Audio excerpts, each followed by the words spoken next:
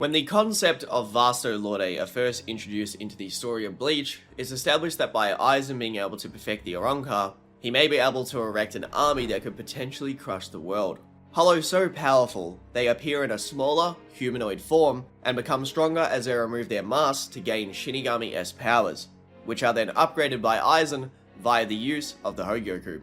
Some dispute that Aizen upgraded all the Espada, though it's confirmed that even someone at Baragan's level was given power with the Hogyoku, and we know that their release forms and powers are much different than they were in the past. Coyote Stark did not have his guns in the past, and Ulquiorra appeared much differently in the backstory chapter, which was featured in the official Bleach databook, Unmasked. Even their aspects of death correlate with their true powers, and many aspects of Aizen's personality that we see throughout his entire character arc. According to Toshiro Hitsugaya, if Aizen can acquire 10 of these Vasto Lorde class hollows, he will be able to crush the captains, subsequently taking down the Soul Society with their demise. Toshiro highlights that the Soul Society isn't aware of just how powerful these Vasto Lorde may be if they successfully remove their masks and are given upgrades by Aizen. Straight away, these Vasto Lorde, which would later be called the Espada, are all being hyped up to be captain class opponents, even before these upgrades by Aizen, with Renji and Toshiro implying that even fully released Fraction are a problem to them in battle, and stronger than they initially anticipated. Other Fraction and Priveron Espada are also showcased to be quite powerful, with Shuhei having a very competitive and intense fight with Findor, and Ichigo holifies to defeat Dorodoni in one attack. I hope I'm saying that name right. Even a smaller and weaker variation of Yami was able to pressure Toshiro Hitsugaya into his Bankai faster than Halibal did. And Yami states during his conversation with Ulquiorra that he isn't even in peak physical condition before facing Toshiro, as his arm hasn't healed correctly. And this is a Toshiro who isn't even using Gentei Kaijo, which makes Yami look even better. As the series continues, the captains seem to then contradict this narrative that these Vasto Lordes are comparable to captain level, and if Aizen can amass enough of them, they are doomed by default. The reason they contradict this narrative is by pretty much dealing with all the Espada with relative ease for the most part, or in some cases, give them a very difficult fight in battles where they outnumber the Espada they are fighting. What ends up happening near the end of this arc is the main focus of power is aimed towards people like Kaname Tosen, Gin Ichimaru, Aizen, and only the top 3 Espada. When I say top 3, I mean Ulquiorra, Yami, and Stark. As written directly by the author, Coyote Stark should be many times faster and stronger than the Vizards, but even he admits he couldn't beat them with a singular attack. And even while hitting them at point blank range with his magnum opus ability, they are able to survive blows from it. What's weird with the scaling presented by the author is that all which is needed to be classed as a Vasto Lorde Hollow is to reach this humanoid stage that lingers around the power of a captain. Many have this misconception in their head about the idea of Vasto Lorde, that you need to be the level of White when he fought Ulquiorra to be classed as one. But the manga seems to imply that this was never truly the prerequisite to be classed as Vasto Lorde. If you go back and read the introductory chapters to the concept of Vasto Lorde, it directly states that a singular humanoid hollow in size, the strength of a captain, would technically be classed as such. And you can even see a silhouette that looks a lot like Ulquiorra's base form here. And what do you know? He appears on the very next page, along with a direct, shock value moment that aligns with what Toshiro Hitsugaya said. Aizen doesn't have just 10 Vasto Lorde class hollows, he has 20. By this metric too, Grimmjow, who was already on the verge of becoming a Vasto Lorde during his backstory when he was much weaker, would now technically be classed as a Vasto Lorde in his base form, due to him being upgraded by Aizen and having the ability to whoop Ichigo's ass with his bare hands, who was said to be captain level while on the bridge in the Soul Society, didn't have his Bankai yet, and was also incredibly injured. You see, no matter how you spin it, this Ichigo that's fighting Grimmjow easily defeats the Ichigo on the bridge in Bankai, but Grimmjow slapped him up without even drawing his sword. He was also so injured in that specific battle on the bridge that Yoruichi interrupted the battle, stopped Ichigo, and took him away because she knew that he would die to Byakuya if he had fought him there. Also, keep this in mind, Grimmjow has his human-esque looking form with the blue hair, which is what he got after meeting Aizen, which is after the backstory flashbacks we get during his battle with Ichigo, which is exactly like all the upgrades that Baragan and the other Espada received. I feel like that's a bit of a key detail that a lot of people don't really pay attention to, is that these human forms that the Espada have, they didn't just come out of nowhere. The reason that characters like Grimmjow now look like a human and their bodies have changed is because of the upgrades they received from Aizen. With the Hogyoku, he made them go further and further close to Shinigami powers, and that's why the Resurrections, when they release, are basically a mimic version of Shikai and Bankai. Now, I know I've been through this topic I am about to discuss pretty much like 50 million times, but some may argue, well, what about the badge when it comes to that Ichigo? Ichigo was nerfed the entire series, especially when he fought Grimmjow the first time. Well, upon further inspection of the manga, this is not only incredibly overhyped when it comes to Ichigo being quote-unquote nerfed, but this Ichigo still spanks this Ichigo anyway. Ginjo was really vague with his wording, and I kind of take back how much I've hyped up the badge in the past, because he was mostly placing emphasis on the fact that Ichigo was being spied on by the Soul Society to then gauge how he would react to, Ukitake secretly doing this to him. If anything, White was actually messing with his power way more than the badge did. And Zangetsu himself talks about how he was purposefully holding Ichigo's powers back to make sure that he would, stay away from being a Shinigami full-fledged, so it does seem to more so indicate that White and Zangetsu were doing a bit of tomfoolery a bit more than the badge was. To give you an example as to how much Ichigo's power was being messed with by White in battle, while Ulquiorra was able to slap away one of Urahara's Shikai attacks in his base form with his other hand in his pocket, really just casual, out of the way Urahara type thing, and obviously that Urahara scales far above Ichigo in power. But before this, in Ulquiorra's head, there is a bit of a monologue where Ulquiorra is saying that he can sense Ichigo's power spiking above his own, which was White's power trying to take control of Ichigo. It wouldn't make sense for him to say that about specifically Ichigo because Ulquiorra is aware that he does have his second release form. He's not saying this statement to Yami, he's actually just saying it in his own head. So yeah, a narrative consistency to back what I said, because Ulquiorra was not aware that Ichigo could randomly go into this very overpowered full hollow form, and that's why he is surprised during his battle with Ichigo, where he actually sees this form come out. Even if you argue that Grimmjow's base form isn't Vasto Lorde level, well, if he goes into his Resurrection, his base would be multiplied by 5 to 10 times, making him clearly above baseline captain level. I'm not saying that's my argument, I'm just saying that if you need to go that far, you can simply do that. Grimmjow is still many times stronger than the Ichigo on the bridge, who was injured, and still had spiritual pressure high enough to be classed as captain level. Before he even did any of his Bankai training, by the way. If the Soul Society randomly found Grimmjow in Hueco Mundo, he would be classed as a Vasto Lorde Hollow due to his appearance and spiritual pressure. Furthermore, Ulquiorra's base form competes with a stronger Ichigo after he is healed, meaning his base form would be in that same category of power as Grimmjow's release form. And to our knowledge as viewers and readers, Ardenero is the only non-Vasto Lorde Espada due to his infinite evolutionary capability. The manga and databooks state this also. Hirako Shinji states that while hollowified, he thinks that Grimmjow with one arm and injured after having his quick battle with Ichigo and Rukia is actually strong enough for him to go all out with a Seto, an above captain level attack, due to the fact that Shinji is already a captain, and he's in hollification, and he states he's going all out. Before this actually, Grimmjow even tanks one of his attacks while off guard, injured, and he's covered in Rukia's ice, and can seemingly keep up with him in battle quite well, while heavily injured and only having one arm. I do want to place emphasis on that. Grimmjow is also able to react to and respond to Shinji's Seto at point blank range, while in a very injured state. So injured that he pretty much acknowledges that he's rather done in his fight with Ichigo. Oh, and later on, after being close to death, post his third battle with Ichigo, he takes an off-guard attack from Noyatora, and Noyatora is surprised it didn't kill him, showing he didn't hold back and intended to kill him with this strike. The databooks even infer that the majority of the Espada are already Vasto Lorde class, which is clearly a follow-up to the Ardenero statement from the manga. And thus, we have an issue. What if Ulquiorra, who is ranked 2 tiers above Grimmjow by number, what if he were to be sent to Karakura Town by Aizen, with Gin, Tosen, and the other Espada that were there in the normal story, instead of staying back with Yami, to manage Los Noches for Aizen, to also deal with Ichiro Kenpachi and the other captains like Mayuri, Byakuya, and Unohana? What if Ulquiorra was sent to the Karakura Town War by Aizen?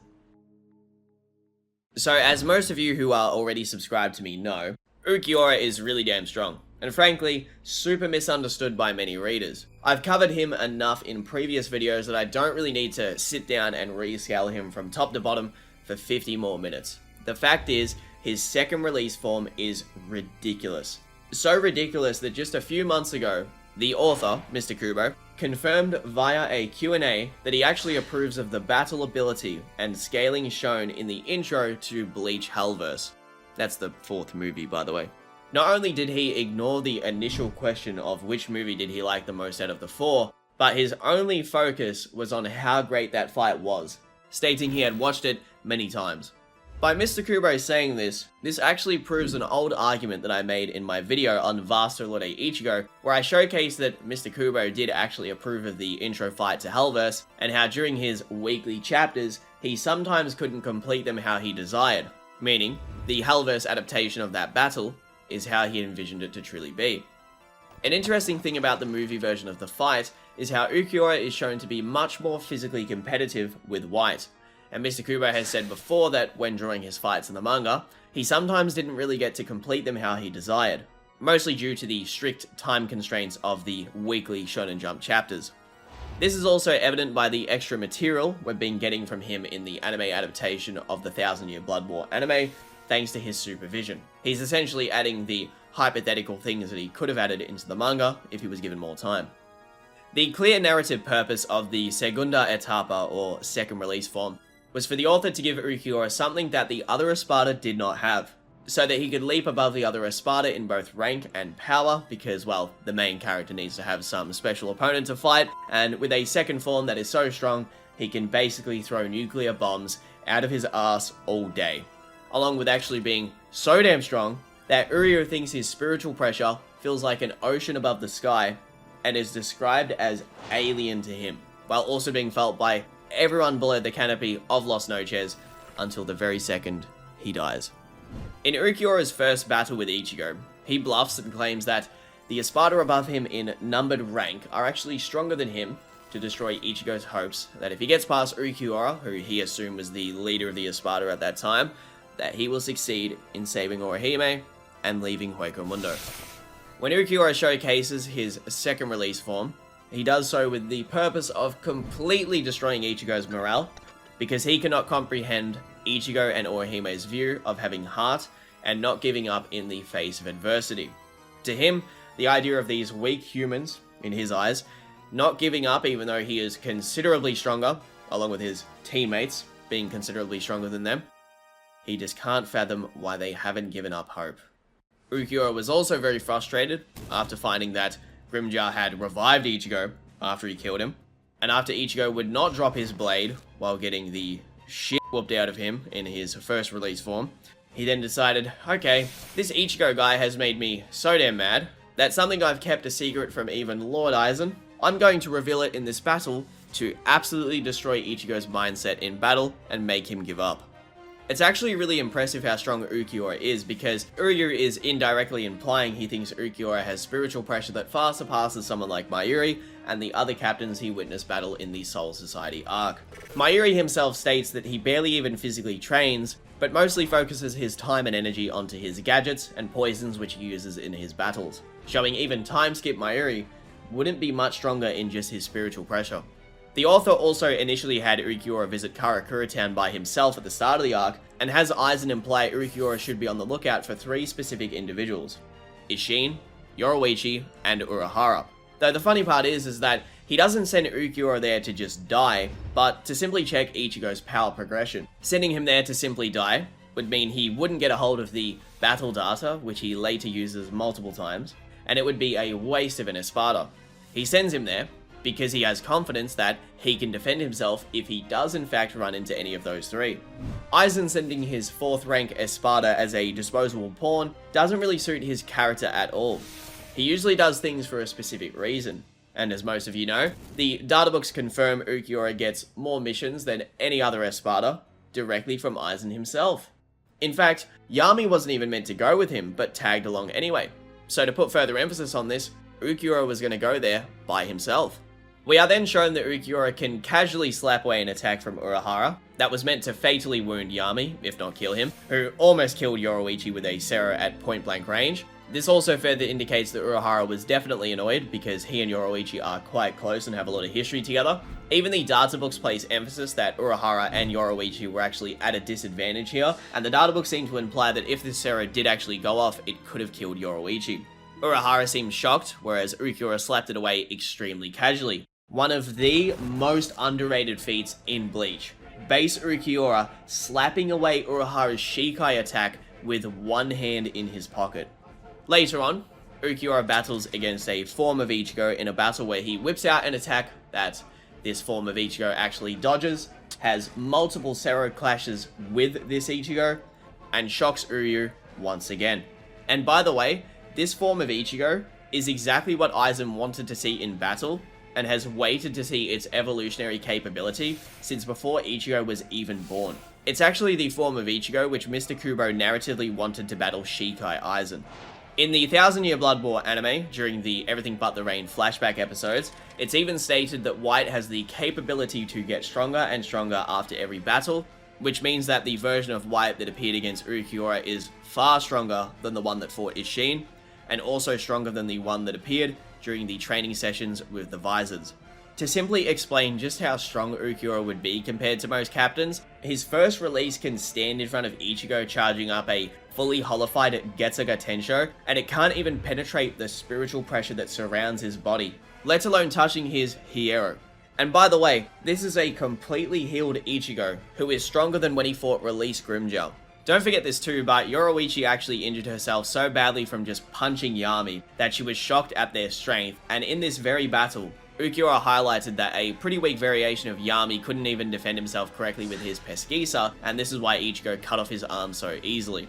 To give you guys the TLDR on what Pesquisa is, well, it's essentially this sensory type power that most of the Espada have, and it allows them to instantly react to attacks that come towards them. It's not really explained that heavily, but that's the general gist of it. Yami then becomes much larger and stronger, which is mostly to do with his actual power itself, but also because he's storing up power from eating and chilling and so on, but this is noted by multiple characters, most specifically Mr. Chad, arguing from the position that the captains trained for the upcoming war wouldn't even mean much either when it comes to scaling towards these characters, because barely any of them scaled to this specific Yoroichi or Urahara in just a straight up to the death battle, and Toshiro was so disappointed in his power throughout that arc that he spent months training to perfect his Bankai.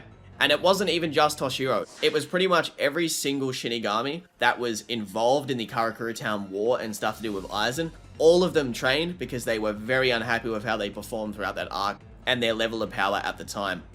After Yoroichi explains to Urahara that she actually found Ulquiorra and Yami to be rather strong, Urahara's answer to the Espada's Hiero is to make anti-Hiero armor, which is later shown in the Silver Surfer Aizen battle. I've said this in multiple videos before, but the armor was made in response to Yami and Ulquiorra, not for a battle with Aizen. That's why it didn't even last very long in that battle. Aizen doesn't actually have Hiero. He never went through holification. He specifically does state that to Ichigo. If Shinji fired his strongest Sero at first release Ulquiorra, it wouldn't even touch him. A stronger, healed grimmjow hit Ulquiorra with a point-blank Sero, and it did more damage to himself than it did to Ulquiorra, showing a huge strength difference in their base forms. I want to emphasize this too, this grimmjow was also healed, had both of his arms, and according to Grimmjow himself, you can actually get stronger after every battle you partake in, even if it happens within the same day. Grimmjow was severely injured after his fight with Ichigo, and could still parry Shinji's holified Sero with his own. Shinji's best moment in the series too turned out to just be an illusion, and Aizen was messing with him the entire time. He also did quite well to not get beheaded by Tosin blitzing him, but yeah. People have this misconception that because Shinji is the pseudo-leader of the Visors and faces Aizen directly, that he is now super strong, just by default of, you know, rank as leader versus leader. Mano if you will. Without a doubt, most Bleach fans would agree that his Shikai is insanely hacked. In fact, it's actually so hacked that if you gave that power to Aizen to use, he would be just as effective with Shinji's power as he was with his Kyokusoigetsu. But Shinji's not a powerhouse by any means. If he fought Grimmjow, especially Grimmjow in his release form, the method of victory would lean towards hacks rather than just his raw power. Ulquiorra later fought an Ichigo that trained, fought him and died, fought multiple other strong opponents, got stronger as confirmed by grimmjow, mastered holification, and was healed.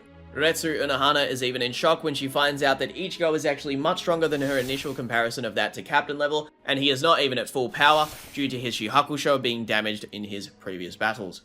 If she is impressed by this Ichigo, who would not even be able to defeat first release Ulquiorra, imagine her reaction to second release Ulquiorra if he was standing in front of her. Hearing that might annoy people because we know that Unohana is much stronger later on in the story, but she literally has no reason to lie in her inner monologue that Ichigo cannot hear the contents of.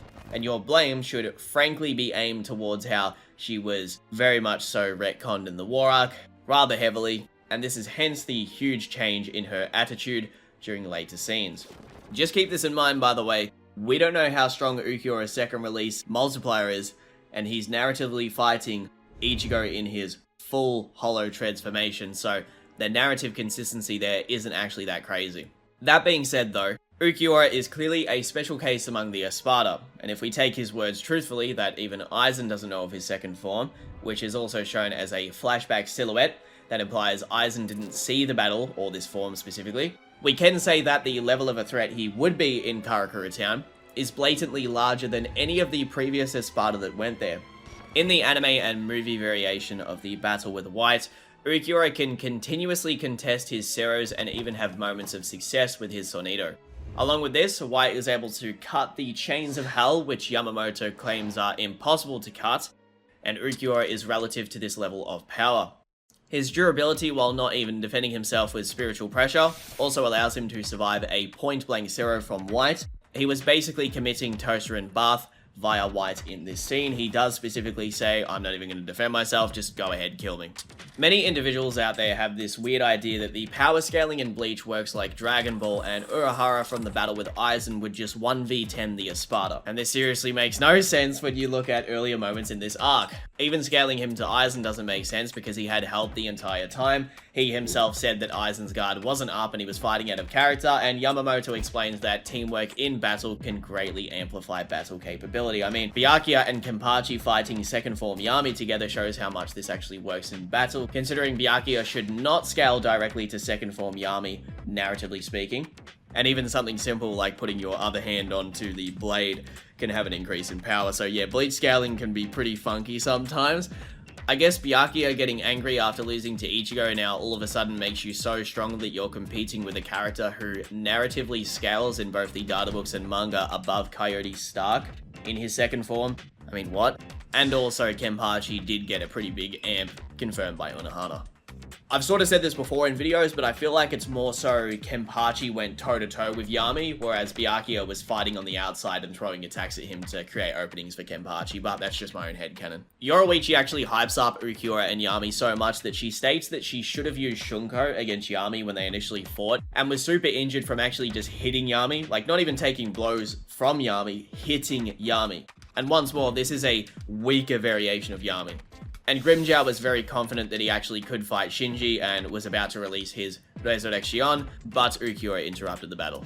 I should add this too, just to be very clear with you guys. So I don't think that Shinji is a good opponent for grimmjow because his hacks would make it too hard for grimmjow to win if they did fight to the death. But it's more to the point of grimmjow not fearing Shinji's power. That's my main emphasis here. Even if we throw away the Yamamoto statement due to the Hellverse movie having highly debated canonicity in the community, apart from the confirmed White versus Ulquiorra fight that Mr. Kubo oversaw, the fact is, Ulquiorra is ridiculously powerful.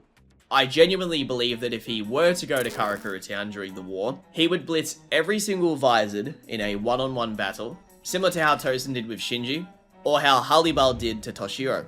In fact, Ulquiorra could easily behead someone like Toshiro, who had major trouble with Hallibal's speed, and needed the assistance of both Lisa and Hiyori to even make that battle competitive. Also along with what I said earlier with him battling a weaker Yami.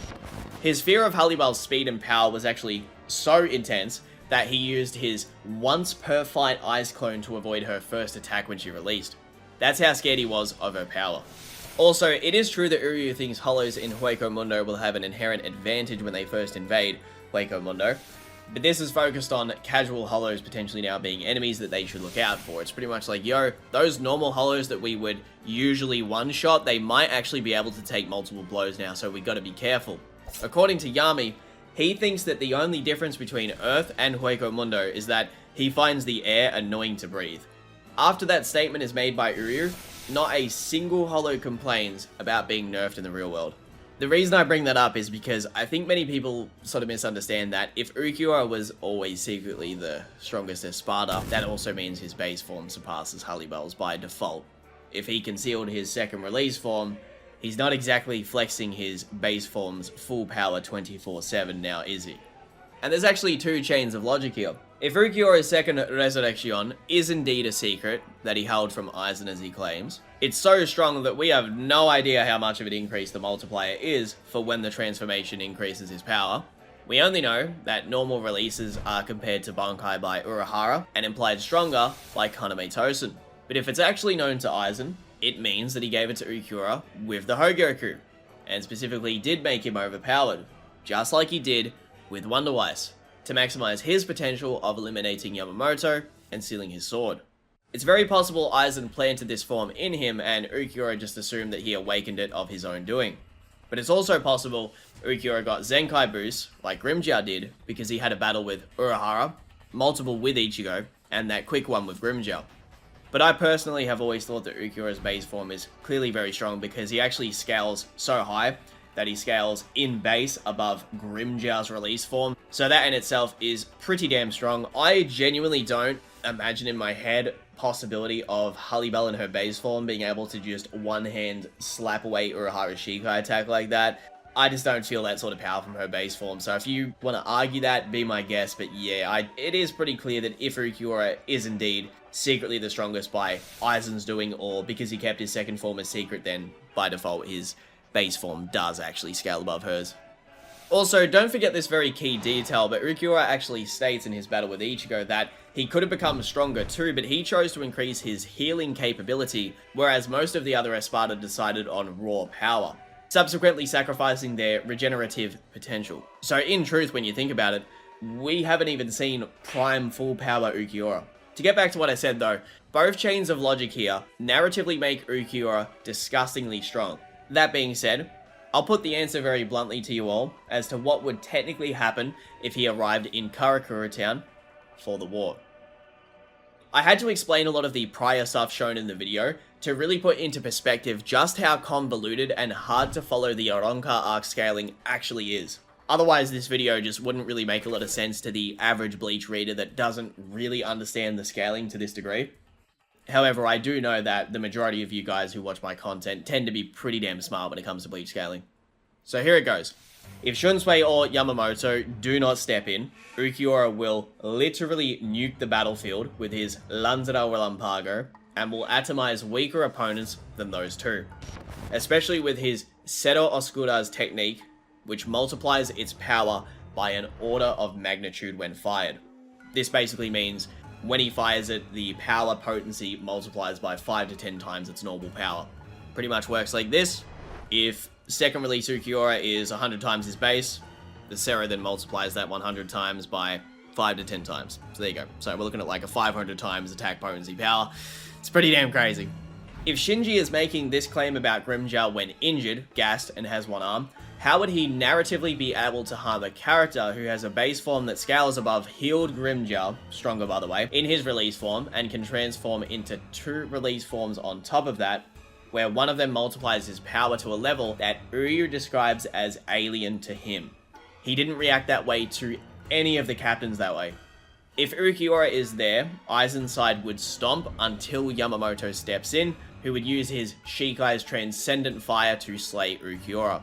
Shunsui, as shown in the manga, has a Bankai that can slay opponents that are considerably stronger than he is, and is so hacks that Ulquiorra wouldn't even be able to heal from the execution strike, along with the other stages of his Bankai like the incurable illness. Keep in mind, it was able to harm a character that has complete intangibility and is one with light, who was also immune to Keto-based attacks. It might seem plausible to assume that a similar approach from Hachi and the other captains may work against Ulquiorra with teamwork, However, Ulquiorra's spiritual pressure in his second release far surpasses anything Baragon can do, and he'd be too fast for them anyway. They would simply just have their heads removed in a flash. Earlier in the story too, the Visors were shown to be intimidated by a much weaker version of White during the training for holification, which second release Ulquiorra would clearly scale far above, as I pointed out with the way that White evolves after every battle. And with the grimmjow to Shinji to Ulquiorra scaling, Ulquiorra has a lot of very consistent scaling, and his ability to slap away Urahara's attack, which puts him in a pretty damn high category of power, just in his base and first release, let alone his secret second resurrection. I get asked about this topic a lot on Twitch, and it is frankly a fun one, because if Aizen sent Ulquiorra to Karakura Town, it's cool to fantasize as to how it would have actually gone in a hypothetical sense. It would simply be the case that Yamamoto would have to step in like he did against Ion. I feel that yes, Yami, if he was to go to, would be an issue, but Yamamoto is just so damn strong, he would narratively beat them in a 1v2 if that ever happened. And if they somehow surprise Yamamoto, he has his Bankai to lean back on anyway, so there is just no reality where they actually win. And I want to add just a quick little bit of scaling here for Yamamoto. Yuha claims that his Bankai is so damn overpowered that you would need to be as strong as Yuha to be able to contain his power, so I don't think that they stand any form of a chance in front of that thing. Yamamoto is the only one that Aizen conceded to in power, and I would never argue Aizen is weaker than second release Ulquiorra. If Shunsui is to fight Ulquiorra first, he would win with the release of Bankai, but if he fights Ulquiorra after his battle with Stark, he may be so injured and fatigued that Ulquiorra simply beheads him in a flash. He could also, by the way, even if they were to just fight themselves one-on-one without any prior fights, could be beheaded by Ulquiorra anyway if he doesn't go Bankai fast enough. Remember, grimmjow did put emphasis on how Ulquiorra does not mess around when he wants to kill someone. Ulquiorra, especially in his second release, should also be able to combat Shunsui's Shikai quite well due to his speed and Pesquisa, which will allow him to auto-dodge the shadow attacks. I'll also say this once more, Ulquiorra is a major threat to every single one of the good guys in a one-on-one fight. He can easily nuke the battlefield and must be slain by Yamamoto or Bankai Shunsui. The only other character that would be able to interrupt and give Ulquiorra a really good fight too would be Unohana, but she wouldn't actually be present at that stage because I assume that Ichigo would probably still be busy in Hueco Mundo. So there you guys have it. You had a bit of a history lesson on the concept of Vasto Lorde and how absolutely ridiculous and somewhat silly some of the scaling is in the Arrancar arc, but yeah, if Ulquiorra went to Karakura Town, it's honestly quite straightforward. At least it would be cool to see Aizen react to Ulquiorra's hidden release form, because he didn't actually see it. If you enjoyed this video, and you do want more from me, a simple like on the video, subscribe if you're new, and make sure to go check out my video on what if Aizen fought the Zero Division. If these what if videos do well, I will continue to make more, and I'm sure that there's actually some other really cool ones we can do, but it's up to you guys. Just show me some support on the video. And wait, one more thing before I end off this video. This video was proudly sponsored by the GOAT Marino. Most of you probably know Marino from my Twitch chat, but he's also a very big supporter of Six, Swag, Chuck, and myself. I always see him in the comments of our streams. He's always commenting on our videos, and he sponsored multiple of my videos. Without Marino sponsoring this video, it wouldn't have came out as fast as it did, so I want to give a big thank you and shout out to Marino. Go check out his channel where he uploads stream highlights and other content related to myself. He's actually uploaded a couple of my deleted videos in the past, which I gave him permission to do, so go support his channel. It's linked below. The last thing I want to say, guys, okay, I'm done with Ulquiorra and Espada scaling, just to be clear. The next major Bleach video that I do will be the Yamamoto video. I want to be really crystal clear about that. That's going to be the next major project when it comes to Bleach that I'll be working on.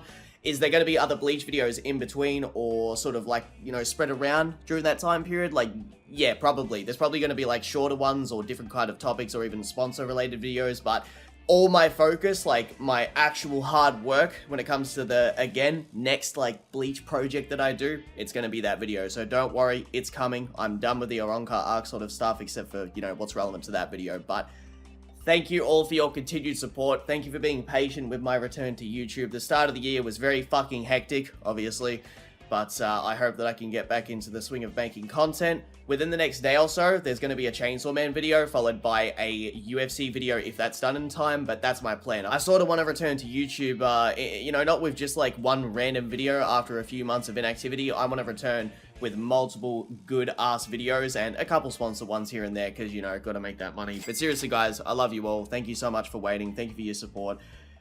It does mean the world to me. I haven't been super vocal towards you guys or kept you in the loop as to, you know, where I've been or what I'm doing, but it means a lot that you guys wait for my videos and that you will, you know, give me all the time in the world to actually make them. Because when I actually do put my hard work and passion into these videos, they usually turn out pretty good. So, appreciate you guys very much. Love you all. I'll probably see you on Twitch after this video goes up. So, even if I don't, just, you know, be on the lookout for my future streams because there'll be lots more to come. And, yeah, hopefully some fire content will release straight after this.